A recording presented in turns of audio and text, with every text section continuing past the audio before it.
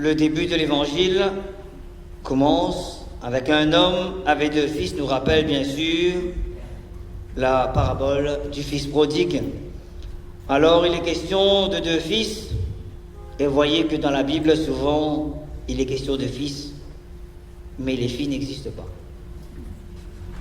Non pas parce qu'on les aime pas, hein, mais on est dans un monde à l'époque de Jésus où celui qui compte, c'est l'homme. La femme ne compte pas. Elle est juste là pour faire les enfants, nettoyer la case, faire que manger. Ça va dire, mon père n'a pas trop changé. Mais bon, aujourd'hui, on a milité pour l'égalité. C'est très bien. Amen. Alléluia. Donc, on a cet homme qui a ses 2 fils. Et on remarque que dans leur comportement, il y en a un qui va dire non et qui va faire, l'autre qui va dire oui et qui ne fait pas. Il ne rappelle pas autant monde. Vous n'allez pas comme ça, c'est vrai. Vous êtes de bons enfants. Si nous regardons bien, et si nous sommes honnêtes envers nous-mêmes, hein,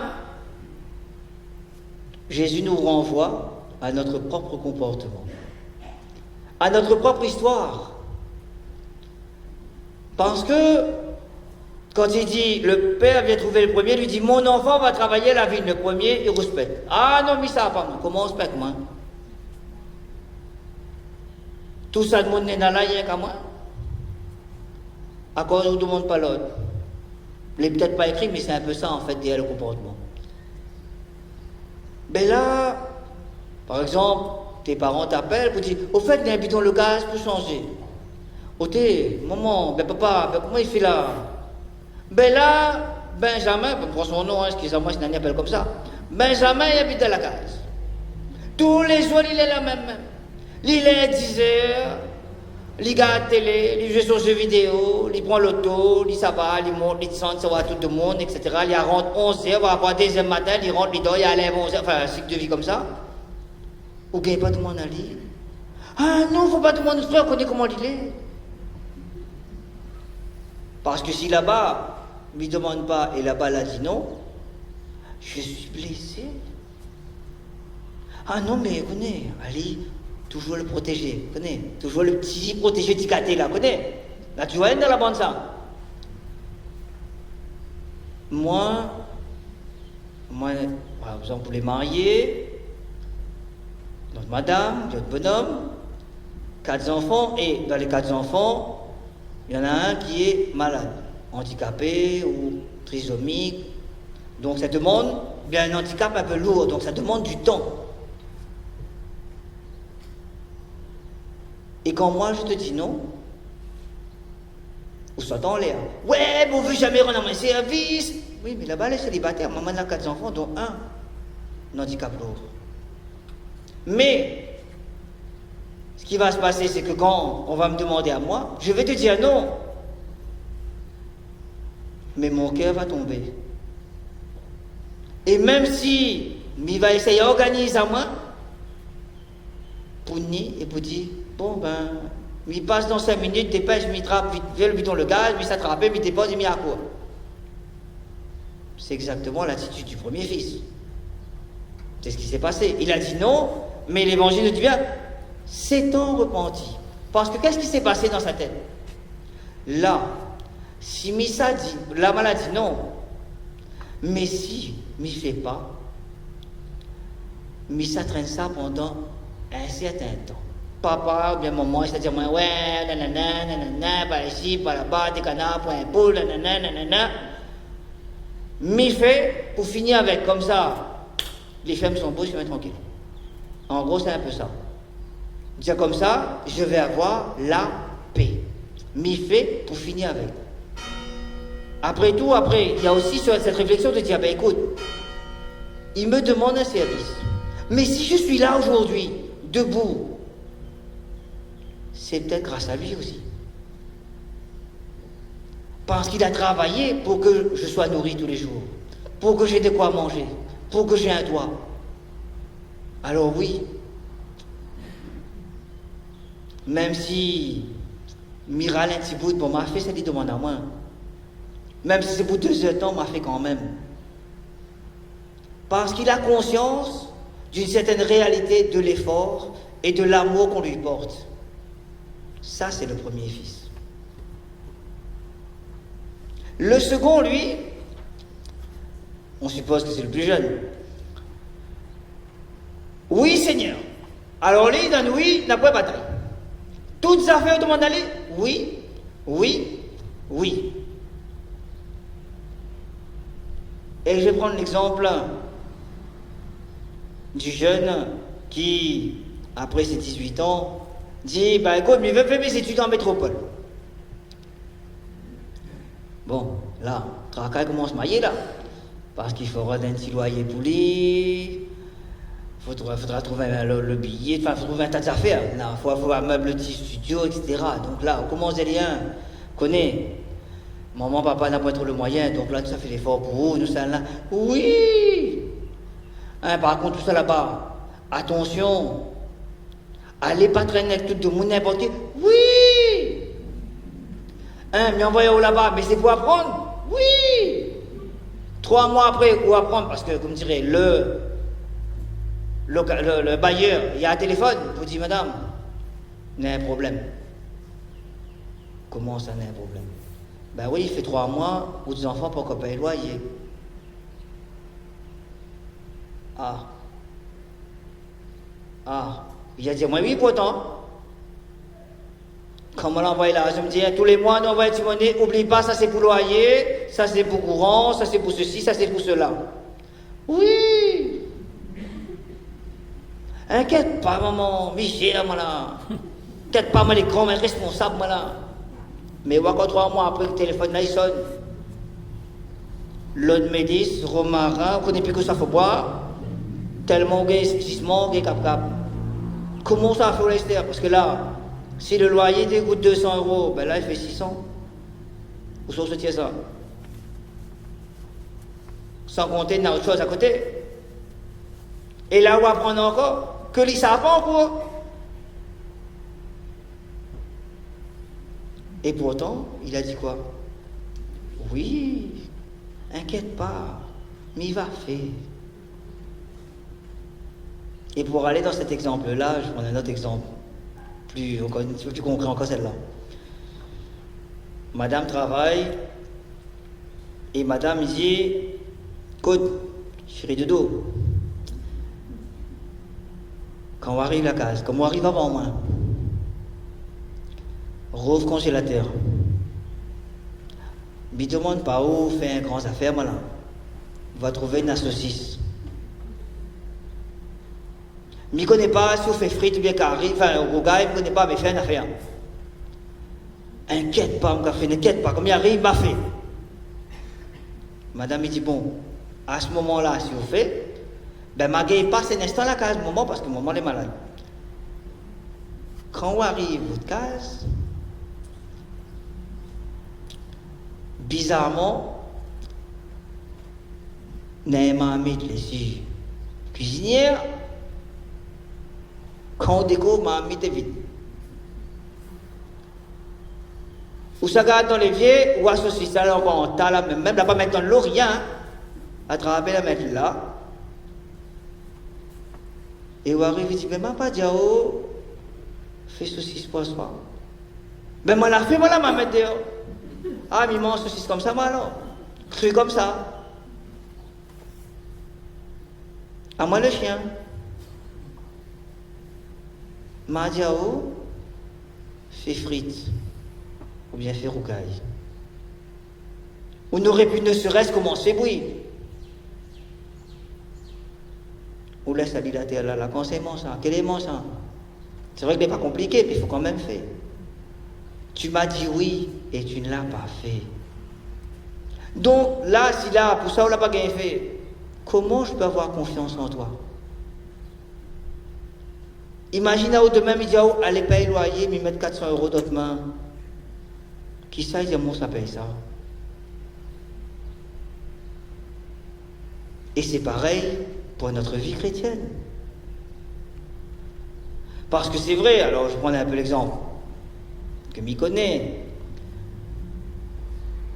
que ce soit avant moi, que j'ai entendu déjà mon prédécesseur, Père Magloire qui est avec nous, qui, comme moi, disait, ben voilà, quand on vient à la messe, arrête de faire tête l'enterrement, lève la main, lève le bras. Je me rappelle comme on l'avait dit ça au début. Nana de la nuit, on m'a dit, ah mon père, mais fais pas ça, moi. Aujourd'hui, ça tu danses quand je chante gloire à Dieu. Hein? C'est magnifique. C'est ça le premier fils.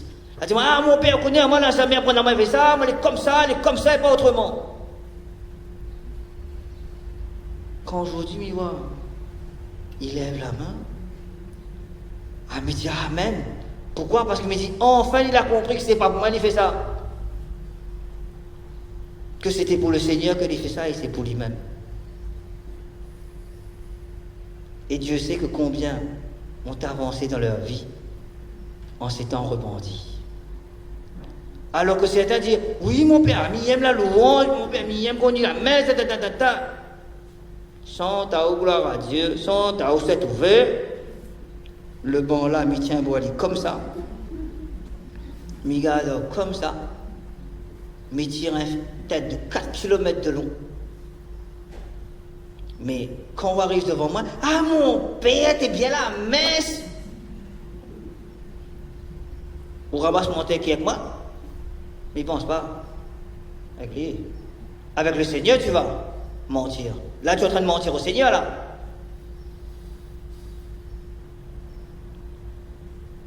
Et c'est là où notre comportement, on doit y réfléchir. C'est vrai qu'il y a des choses parfois dans notre vie qui ne nous plaisent pas. On nous demande certaines choses. Et je vais prendre un exemple très simple et je vais revenir là-dessus à la fin de la messe. On est en période de Covid. D'accord? On nous impose des mesures de sécurité. C'est pas Père Jean-François qui l'a demandé, c'est pas Monseigneur qui demande. Nous tous y regardons l'actualité, nous tous y connaissons. Qu'il faut les gestes barrières, port du masque, etc. On nous demande, et je reviendrai là-dessus tout à l'heure, que l'entrée se fasse par la grande porte. Voilà pourquoi les portes sont fermées quand on arrive. D'une part, pour canaliser les choses, pour pouvoir mieux gérer. Combien on vous péter au départ? Oui, moi, je suis habitué comme ça, nanana. Encore la même, hein? Le bon monde l'a dit ça, encore la même, parce que je l'ai compris, je l'ai réfléchi, et je l'ai compris que ce n'est pas Père Jean-François qui punit les autres, que ce n'est pas Monseigneur qui punit les autres. Mais une manière de dire oui, mais si je pense aussi aux autres, si moi m'y fais n'importe quoi, comment je peux dire aimez-vous les uns les autres? Comment je peux dire que j'aime mon frère et ma soeur si moi-même ne m'y écoute pas? Donc bravo et merci et rendons gloire à Dieu, à chacun, à chacune qui ont réussi et qui ont voulu et qui chaque semaine font des efforts pour accepter les consignes qui sont données. Bravo et merci à vous. Au lieu de dire « Ah oui, moi, m'y respecte, moi ». Bizarrement, on respecte. Vous l'êtes sûr? Il dit on passe par la grande porte, on veut pas s'y côté. Parce que, ah ben non, moi, je n'est pas comme tout le monde, moi. Moi, ça fait 50 ans, 60 ans, 70 ans, j'habite Sainte-Suzanne. Et alors? Justement, c'est peut-être aussi pour te protéger qu'on fait ça. Tu es comme le second fils. Oui, mais il va faire mon père. Mais je vais toujours chercher à détourner. Comme un anguille, comme un couleuvre. Mais quand on arrive, on fait face à moi. Bonjour mon père. Ça va mon père. Merci pour la messe mon père. Mais si vous n'écoutez pas, vous pouvez faire l'hypocrite devant moi pendant 100 ans. Hein? Parce que tu auras à rendre compte à lui, au Seigneur Jésus. Et il va te demander, mais as-tu pris soin de ton frère? De ta sœur? Dans cette période-là? As-tu pris soin? Et quand tu vas dire oui Seigneur, eh ben le Seigneur est capable de te montrer la liste, le nombre de fois que tu n'as pas écouté. Ah. Alors que oui, c'est vrai qu'au départ, nous tout est dans l'inquiétude, et même aujourd'hui. Alors je tiens à dire tout de suite, il n'y a pas de changement pour les messes pour l'instant, donc toujours l'espacement, etc. Les histoires de 30 personnes ne nous concernent pas pour les messes. Voilà, donc inquiète pas pour ça. D'ailleurs, nous les plus de 30 personnes, semaine prochaine sera pareil, il n'y a pas de souci. C'est plus pour les rassemblements à l'extérieur, dans les fêtes. Tout simplement parce que quand nous les à table, nous les un à côté de l'autre. Voilà. Mais pour l'église, on respecte les gestes de barrière, on apporte du masque, donc on ne s'inquiète pas. Donc, semaine prochaine, je peux réunir, n'a pas de souci. Mais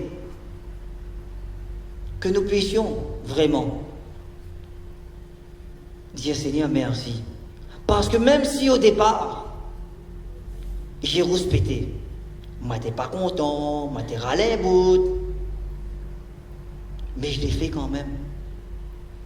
Je suis entré dans ce qu'on appelle l'obéissance. Et c'est ce qu'a fait le premier fils. Il a été vrai avec son père. Il a pas, le premier est dans l'obéissance, le deuxième est hypocrite. Parce que quand le Seigneur donne l'exemple, il dit bien, les publicains et les prostituées. Un aime l'argent, l'autre aime le sexe. Mais ces deux-là, quand Jean-Baptiste a dit, repentez-vous, convertissez-vous, qu'au sabbat l'a fait, ben ils sont allés et ils se sont convertis. Et même quand Jésus est venu, on a deux publicains qu'on connaît. Un s'appelle Matthieu, qui fait partie des 12, et l'autre c'est Zachée. Et les deux ont changé de vie quand ils ont rencontré le Christ. Matthieu s'est mis à suivre Jésus, parce qu'il s'est laissé appeler. Zachée a voulu voir, et Jésus est venu chez lui, et il a changé de vie. Et on a aussi la femme adultère, les prostituées. Quand ils ont rencontré le Christ, ils n'ont plus eu la même vie. Ils ont décidé de mettre une croix sur leur vie passée pour dire « Je démarre quelque chose de nouveau ». Waouh! Ça c'est génial. Alors que les pharisiens et les grands prêtres qui regardaient ça comme ça, qui disent « Oh, Jean-Baptiste, mon a braillé là-bas. Jésus est venu. Pouf, tant qu'à celle-là, continue à lire. On finira bien par la voir. » Eh bien oui, ils ont fini par tuer le Christ.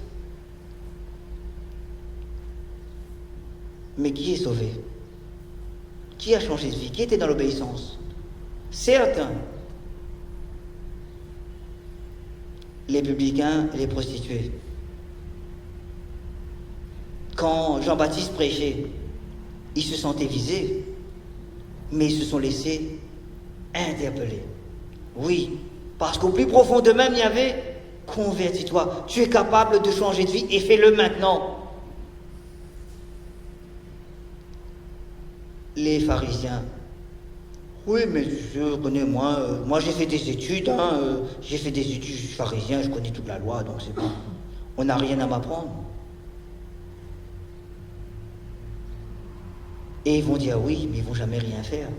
Et c'est ce que le Christ leur reproche d'ailleurs. Donc de dire, tiens, aujourd'hui, quelle est mon attitude? Est-ce que je me reconnais dans le publicain et le prostitué? Ou bien je me reconnais dans le pharisien et les grands prêtres? L'un, publicain et prostitué, ont eu la grâce de l'humilité, alors que les grands prêtres et les pharisiens vivaient dans l'orgueil le plus grand que possible. Qu'est-ce que je décide moi aujourd'hui? Vivre dans l'obéissance et l'humilité, ou vivre dans la désobéissance et l'orgueil? Là est la question. Et pour cela, il faut se rappeler, parce que c'est dans le chapitre 3 de la Genèse, le chapitre 2, 3, 4, voilà. Caïn et Abel, notamment, non 4, voilà. Le péché est tapis devant la porte de ton cœur. À toi de le dominer. Si Dieu dit ça à Caïn, il le dit à chacun d'entre nous.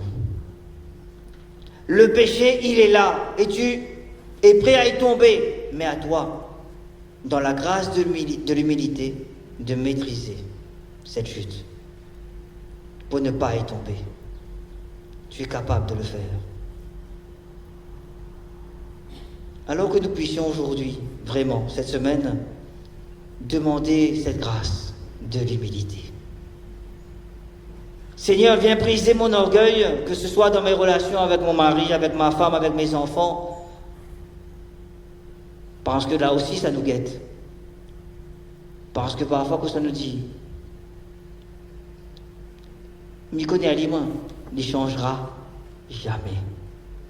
Tu es Dieu, toi? Tu es Dieu pour dire que l'autre ne changera jamais?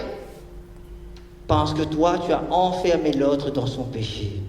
Tu as enfermé l'autre parce que l'autre t'a trahi, donc il deviendra un traître toute sa vie. Parce qu'il t'a menti 2 ou 3 fois, il deviendra quelqu'un qui va mentir toute sa vie. Tu l'as enfermé là-dedans. Comme l'a fait les pharisiens et les grands prêtres. Et le Christ, il est venu pour dire, je te sépare de ton péché. D'où la formule, je te pardonne de tous tes péchés. Je te retire de ce qui t'empêche d'être heureux. Parce que je veux ton bonheur, je veux ta vie.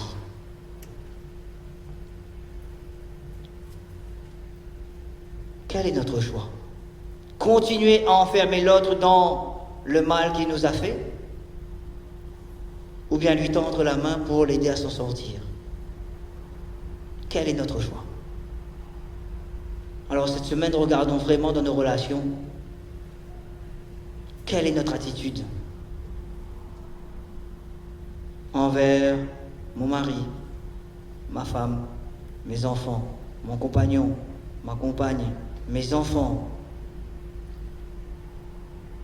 envers mon voisin, ma voisine, mes frères et sœurs, aussi bien frères et sœurs de sang, frères et sœurs d'église aussi. Quel est mon choix?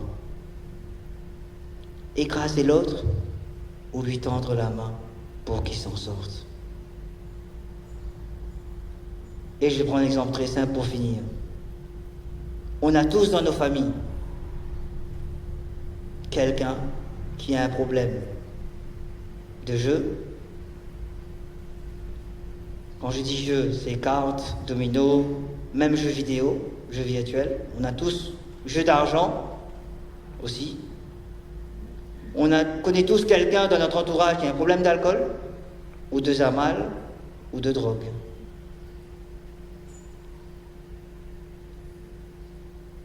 Quel est mon choix? Lui tendre la main? Ou retirer ma main et dire « Ah, tant qu'à celle-là, il ne changera jamais. » Enfermer l'autre dans sa maladie? Ou bien lui tendre la main, même si ça prend du temps, lui tendre la main pour qu'il s'en sorte? Qu'est-ce que Dieu attend de nous? Qu'est-ce que Dieu attend de toi? Suis-je le gardien de mon frère? Voilà la question de Caïn. Eh bien oui, tu es le gardien de ton frère et de ta sœur. Quel est ton choix? L'aider ou le laisser mourir? Amen.